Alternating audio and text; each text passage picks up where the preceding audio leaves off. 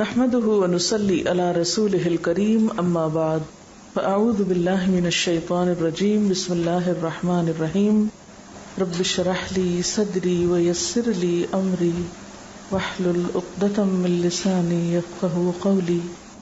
عن عبد الله بن مسعود عن النبي صلى الله عليه وسلم قال لا يدخل الجنة من كان في قلبه مثقال ذرة من كبر. قال رجل ان الرجل يحب ان يكون ثوبه حسنا ونعله حسنة. قال ان الله جميل يحب الجمال الكبر بطر الحق وغمط الناس. رواہ مسلم. سیدنا عبداللہ بن مسعود رضی اللہ تعالی عنہ سے روایت ہے کہ نبی کریم صلی اللہ علیہ وسلم نے فرمایا وہ شخص جنت میں نہیں جائے گا جس کے دل میں ایک ذرے کے برابر بھی تکبر ہوگا. ایک آدمی نے سوال کیا آدمی کو یہ پسند ہے کہ اس کا لباس اچھا ہو، اس کے جوتے اچھے ہوں؟ آپ صلی اللہ علیہ وسلم نے فرمایا یقیناً اللہ تعالی جمیل ہے اور جمال کو پسند فرماتا ہے. تکبر حق کو ٹھکرانا اور لوگوں کو حقیر سمجھنا ہے. اسے مسلم نے روایت کیا ہے. اس حدیث میں سب سے پہلے تو تکبر کی مذمت کی گئی ہے. تکبر کیا ہے؟ اپنے آپ کو بڑا سمجھنا اور دوسروں کو حقیر سمجھنا. متکبر انسان کی سزا کیا ہے کہ وہ جنت میں نہیں داخل ہو سکے گا، اور تکبر کا ایک ذرہ بھی اتنا ہی نقصان دہ ہے جتنا زیادہ تکبر. یعنی جب تک انسان کا دل تکبر سے بالکل خالی نہ ہو جائے، صاف نہ ہو جائے، پاک نہ ہو جائے، اس وقت تک وہ جنت میں جانے کا اہل ہی نہیں. اب عام طور پر انسان اپنی اہمیت بڑھانے کے لیے لباس اور ظاہری چیزوں کا سہارا لیتا ہے. تو ایک شخص نے پوچھا کہ اگر انسان چاہتا یہ ہے کہ اس کے کپڑے اچھے ہوں اور اس کے جوتے اچھے ہوں تو کیا اچھے کپڑے اور جوتے کا استعمال جو ہے وہ بھی تکبر میں آتا ہے؟ تو آپ صلی اللہ علیہ وسلم نے فرمایا کہ ان اللہ جمیل، اللہ تعالیٰ خود بھی خوبصورت ہے، یحب الجمال، اور خوبصورتی پسند بھی کرتا ہے. یعنی اچھے لباس اور اچھے جوتے میں حرج نہیں. الکبر، کبر کیا ہے، تکبر کیا ہے؟ بطر الحق، حق کا انکار، وغمط الناس، اور لوگوں کو حقیر جاننا. بطر کہتے ہیں اترانے کو، پھولنے کو، حق بات کو اس لیے قبول نہ کرنا کہ وہ اس کے شان کے خلاف ہے. اور غمط الناس، غم کہتے ہیں ذلیل سمجھنا، حقیر سمجھنا، لوگوں کی ناقدری کرنا، ان کی ناشکری کرنا. تو خلاصہ کیا ہے کہ انسان کو بنیادی طور پر اپنی کیئر کرنے، اپنا خیال رکھنے اور حق کے دائرے میں رہتے ہوئے جائز طور پر زیب و زینت کا حق دیا گیا ہے، اس کی اجازت ہے. زیب و زینت کا اختیار کرنا تکبر میں نہیں آتا. اصل چیز اچھے لباس اور اچھے حال حلیے میں ہوتے ہوئے دوسروں کے ساتھ ایسا معاملہ کرنا کہ جس سے ان کو حقیر قرار دیا جائے یا انہیں ان کے مقام سے گرایا جائے. یعنی اچھے لباس میں برائی نہیں، اصل میں اس سوچ میں برائی ہے جس کے اندر خود پسندی کے ساتھ ساتھ دوسروں کی ذلت یا دوسروں کو حقیر سمجھنا ہے. اور اس میں خصوصی طور پر یہ جو بات کی گئی ہے نا کہ کبر کیا ہے؟ بطر الحق، حق کو نہ ماننا.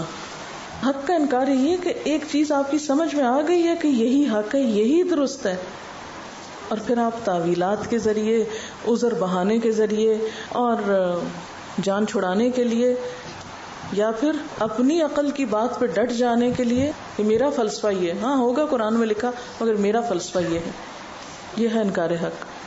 یعنی سننے کے بعد آپ انکار حق کریں تو وہ تو ہے ہی، لیکن سننے سے انکار کے ہم سننا ہی نہیں چاہتے، یہ مت سناؤ ہمیں یہ قرآن. متکبر کی ایک علامت یہ بھی ہوتی ہے کہ کہیں بھی کچھ ہو وہ اس کو اپنے خلاف سمجھتا ہے. تو ایک خوف کی نفسیات ہوتی ہے، وہ ہر وقت اپنے آپ کو پروٹیکٹ کرنے کی فکر میں ہوتا ہے کہ اس کی بڑائی کو آنچ نہ آئے، وہ کہیں نیچا نہ ہو جائے. کبر اصل میں سچائی کے، حق کے اعتراف میں سب سے بڑی رکاوٹ ہوتی ہے. یعنی سچی بات دیکھتے ہوئے بھی اس کو جھٹلا دینا. سچائی کو پانے کے لیے، حق کو پانے کے لیے سب سے زیادہ جو چیز مددگار ہے، انسان کو فائدہ دیتی ہے، وہ اس کا تواضع ہے، ہمبلنس ہے. جو انسان جتنا ہمبل ہوگا اتنا ہی حق کے قریب ہوگا اور جلد حقیقت اور سچائی کو پالے گا.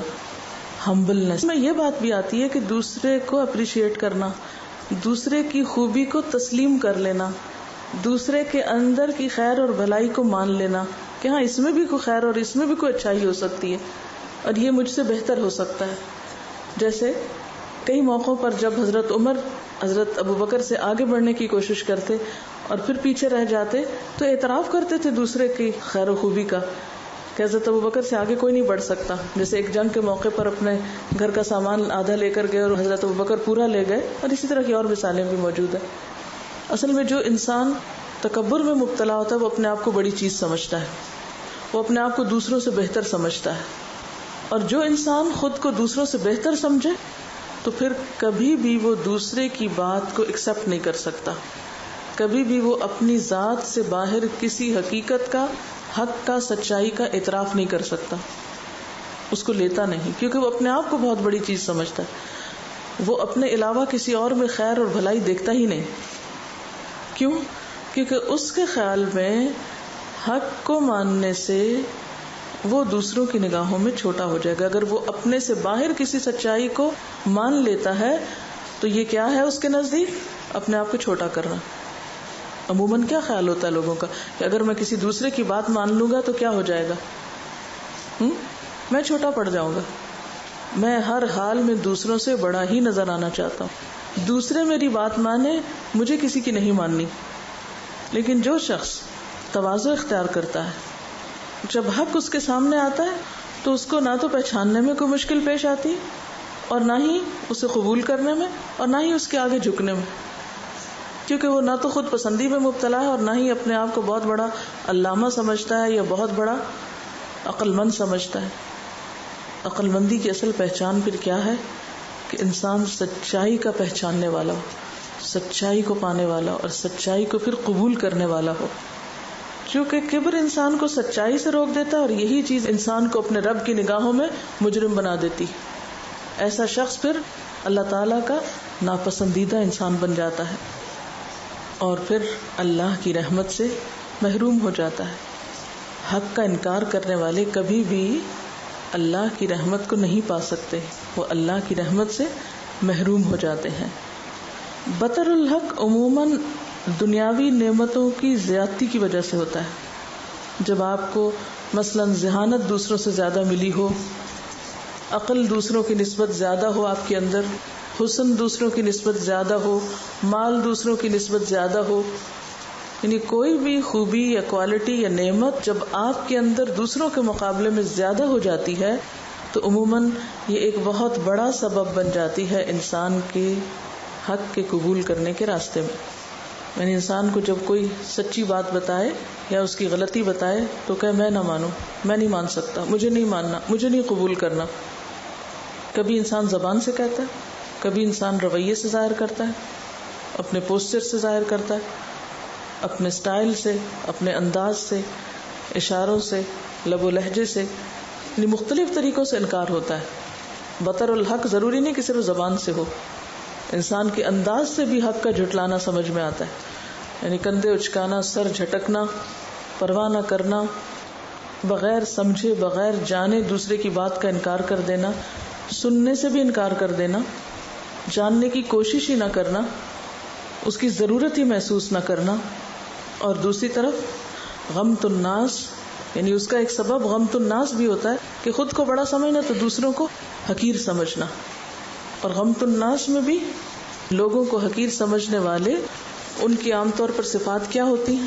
وَلَا تُسَعِّرْ خَدَّكَ لِلنَّاسِ، لوگوں سے منہ موڑ کے بات کرتے ہیں، منہ پھیر کے، جس کا قرآن میں منع کیا گیا کہ لوگوں سے منہ پھیر کے بات نہ کرو. تو غمت الناس کا شکار لوگ کیا کرتے ہیں؟ انہیں شرافت سے سامنے دیکھ کے بات نہیں کرتے، بات کسی سے کریں گے اور منہ دوسری طرف کیا ہوگا. یہ کیا انداز ہے؟ اس انداز کو کیا کہیں گے؟ غمت الناس. اور ان کے رویے سے کیسے جھلکتا ہے؟ وَلَا تَمْشِ فِي الْأَرْضِ مَرَحًا، چال میں خاص قسم کی اکڑ. ان اللہ لا يحب كل مختال فخور، اللہ کو کوئی بھی خود پسند اور فخر جتانے والا شخص پسند نہیں آتا، کیونکہ قرآن میں آتا ہے انك لن تخرق الارض ولن تبلغ الجبال طولا. اکڑ کر چلنے سے نہ تو انسان زمین کو پھاڑ سکتا ہے اور نہ ہی پہاڑ جتنا اونچا ہو سکتا ہے، بلکہ پہاڑ کے مقابلے میں تو انسان بہت چھوٹا لگتا ہے، الگ پھر بھی اس کا کچھ وجود نظر آتا ہے. لیکن پہاڑ کے قریب کبھی آپ نے مری ہلز پہ سفر کیا تو وہ نیچے نظر آنے والے انسان بالکل چھوٹے چھوٹے نظر آتے ہیں. تو اس وقت انسان کو سمجھ آتا ہے کہ قرآن نے پہاڑ کے مقابلے کی بات کیوں کی. وَلَن تَبْلُغَ الْجِبَالَ طُولًا، پہاڑ کے مقابلے میں تو اور بھی چھوٹے لگتے ہو، تو اکڑنے کا کیا فائدہ.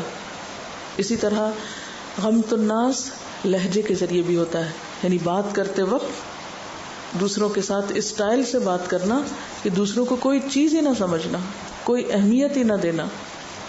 رسول اللہ صلی اللہ علیہ وسلم نے فرمایا آدمی تکبر کا اظہار کرتا رہتا ہے، یعنی اپنی چال سے، اپنی بات سے، اپنے اسٹائل سے، اپنے لہجے سے، اپنے باتوں سے، رویے سے، حق کے انکار سے، یہاں تک کہ اسے سرکش لوگوں میں لکھ دیا جاتا ہے. یعنی اللہ تعالیٰ اسے مہلت دیتا رہتا ہے، اب اصلاح کر لے، اب کر لے، اب کر لے، لیکن جب انسان اصلاح نہیں کرتا تو اسے سرکش لوگوں کی لسٹ میں لکھ لیا جاتا ہے، پھر اس کو وہی سزا دی جاتی ہے جو سرکش لوگوں کو دی جائے گی.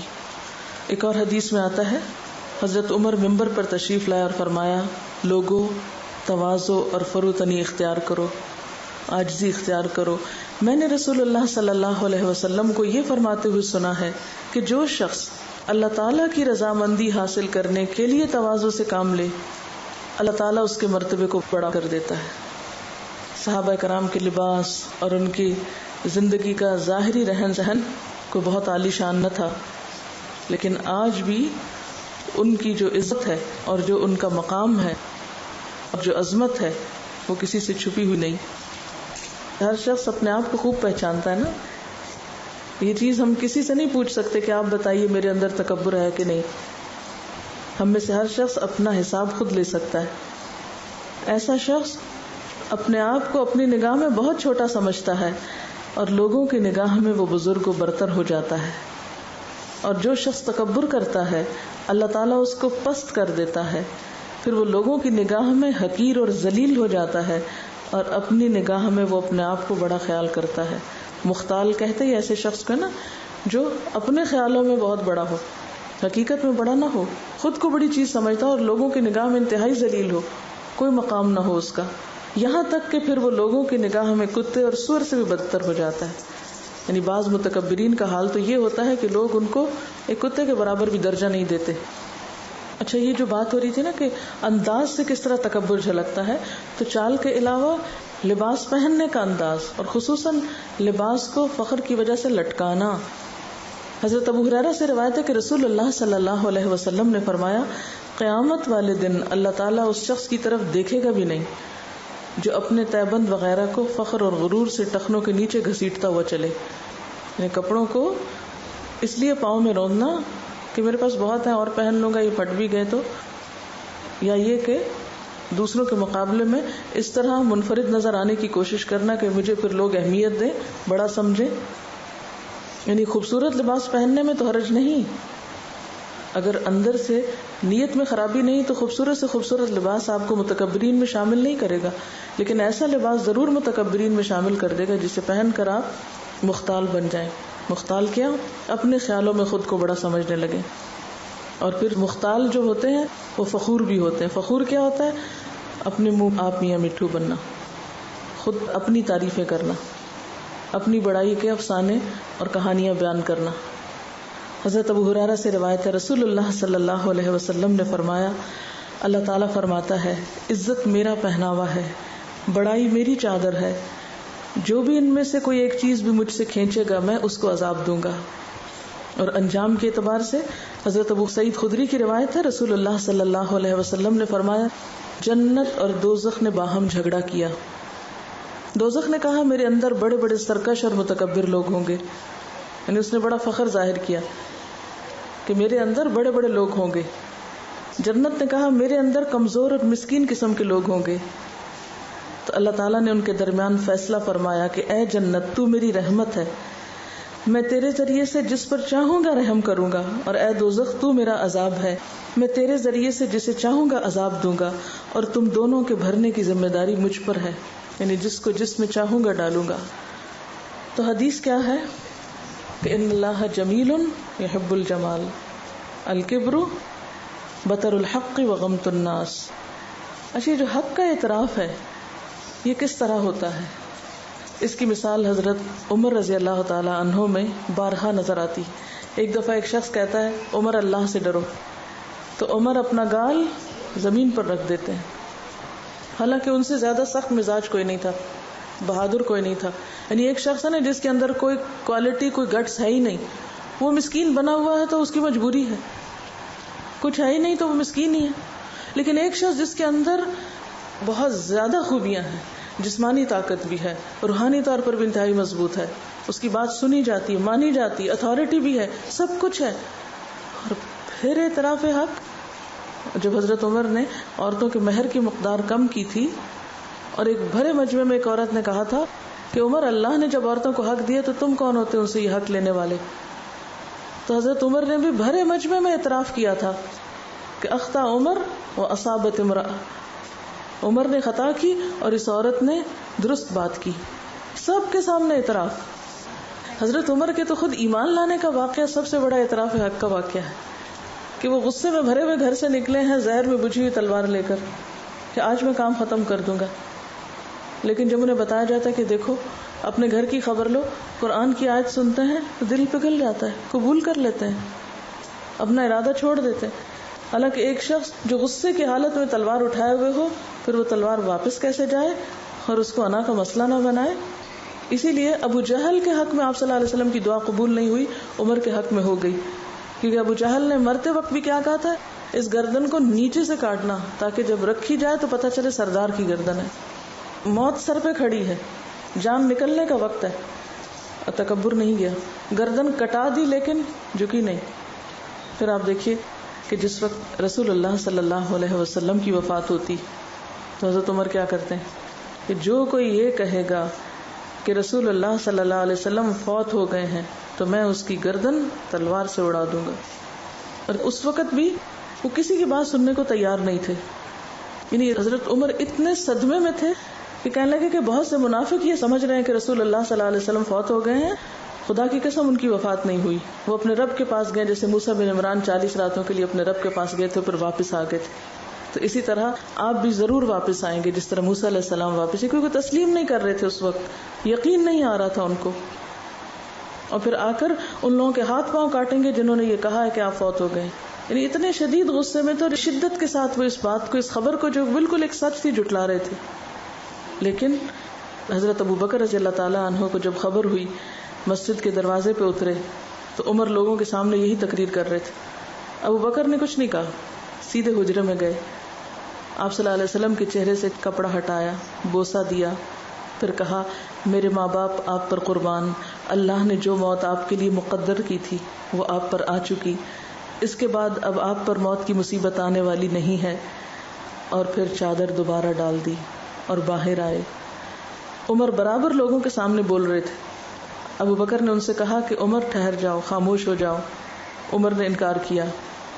حضرت ابو بکر نے جب دیکھا کہ عمر چپ ہونے پہ تیار نہیں تو لوگوں کی طرف متوجہ ہوئے، جب لوگوں نے حضرت ابو بکر کی آواز سنی تو عمر کو چھوڑ دیا اور ان کی بات سننے کے لیے متوجہ ہو گئے۔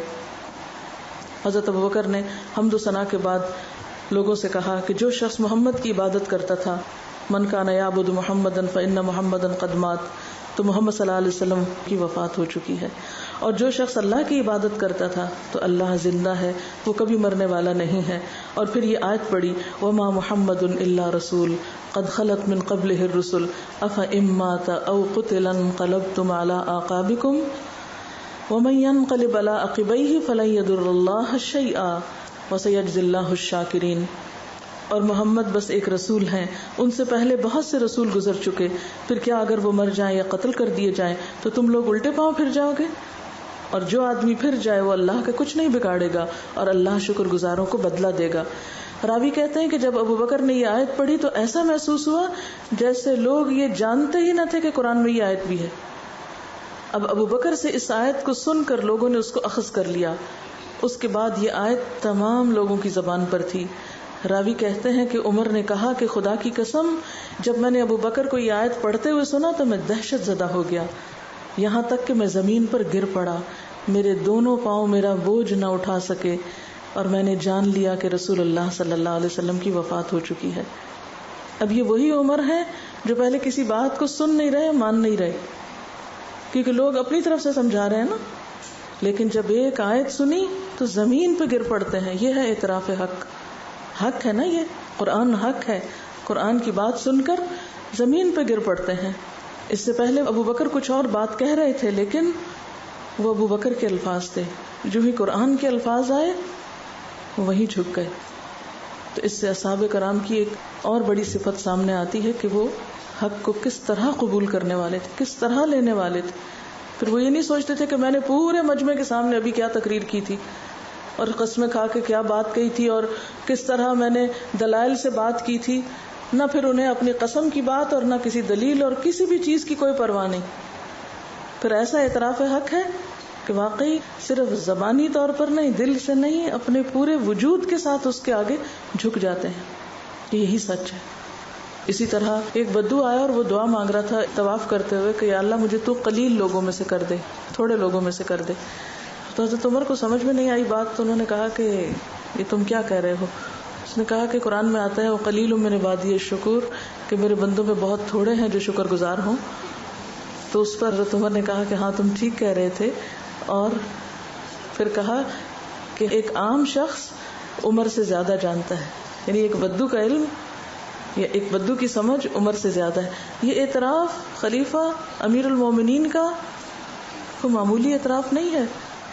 صحابہ کرام کے درمیان بہت سارے امور پر اختلاف ہوا، لیکن جب دلیل سامنے آئی اپنا موقف فوراً واپس لے لیا کہ ہاں ٹھیک ہے، یہ صحیح ہے. سوال یہ کہ قرآن اور حدیث کی بات جب آ جاتی ہے تو پھر ہر ایک وڈرا کر لیتا ہے اس کو، لیکن جہاں لوگوں کے خیالات میں ٹکراؤ پیدا ہوتا ہے اور ہر ایک یہ سمجھتا ہے کہ اس کی بات زیادہ وزنی ہے، یہ زیادہ بہتر ہے، تو ایسے میں پھر حق کس کے ساتھ ہوتا ہے؟